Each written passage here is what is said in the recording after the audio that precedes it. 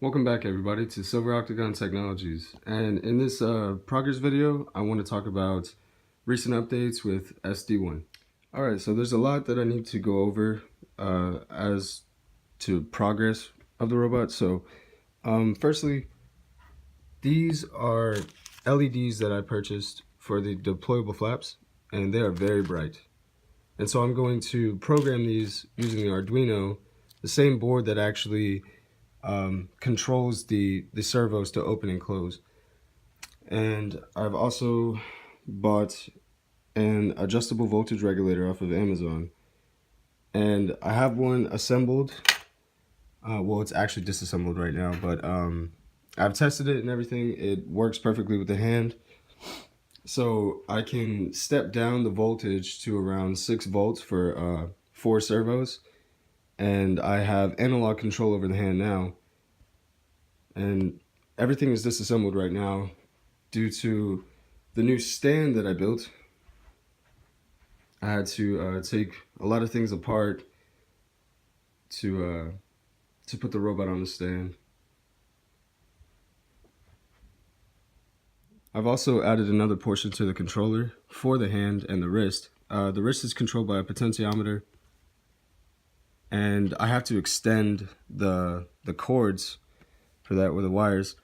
And here's the analog for the open and close of the hand, and to move the thumb left and right.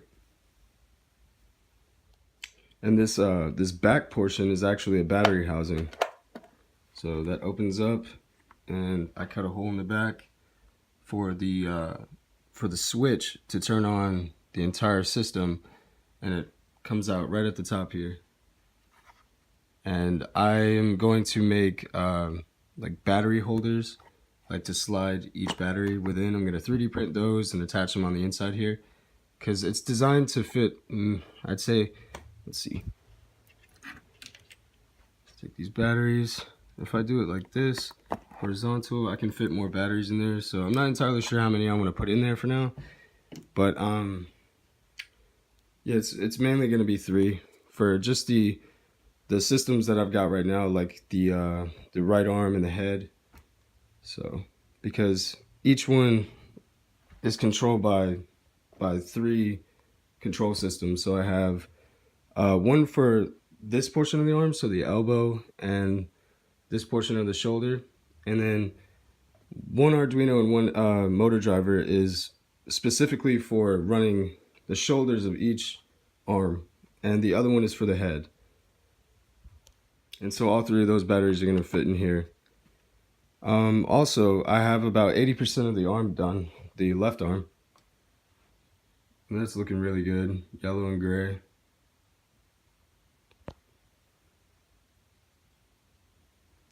I've also got the hand over here. So the left arm's hand is actually a redesign. And to be honest, I like this design a lot better. It reduces the use of the sheaths over the fingers on the right hand. And this was just a quick design, something to just get something made. So I took a little more time to redesign this. It's not too different. Like the palm is pretty much the same. I redesigned the thumb slightly so it matches the fingers.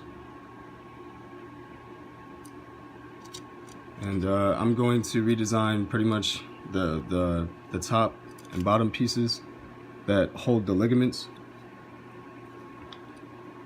But yeah, the left arm is definitely coming together. So I have a large portion of the robot done. Another thing is the chest plate. So it's kind of crude, it's not the best. I used cheap metal, bent it in order to get the framework that I wanted, because the last design for the chest wouldn't fit with the fan that I have. It wouldn't have fit with the internal electronics housing for the inside of the chassis. It would hit, like, I don't know if I can show you, right there. It would mash up against it, and there wasn't enough space. So I also like this design. It's like a trapezoid. And not only, but it leaves me space to, I can't really, let's see if I can focus in. Right in here, I can fit an Arduino on either side to give me kind of more flexibility when it comes to certain control systems. Because I'm kind of short on space on the inside of the chassis, and the only other place that I can fit anything would be in here or inside of the head until I make the midsection of the robot. And I really don't want to place any electronics on the arms. To me, it just looks, I don't know, crude. So I have all the motors I need except for one.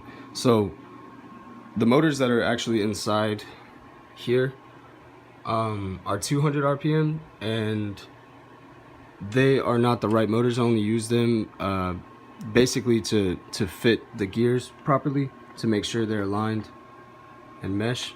So I'm going to remove these and actually take off the two 50 RPM motors from my exoskeleton to put on the left arm, and I have to buy one more for the top shoulder gear here. So yeah, those are going to be my next steps. I'm going to fully assemble the deployable flaps, and I need PCB boards, so I have to make my own, circuits on those, because the breadboards that I have are slightly too big, and like I said before, I'm kind of running out on space, and I want it to look a certain way, so I don't want electronics shown. I want it to be a little more professional than that. Yeah, so that's it for this video, guys, and if you enjoyed, don't forget to leave me a thumbs up, subscribe, and comment down below and tell me how you feel about it. Thanks.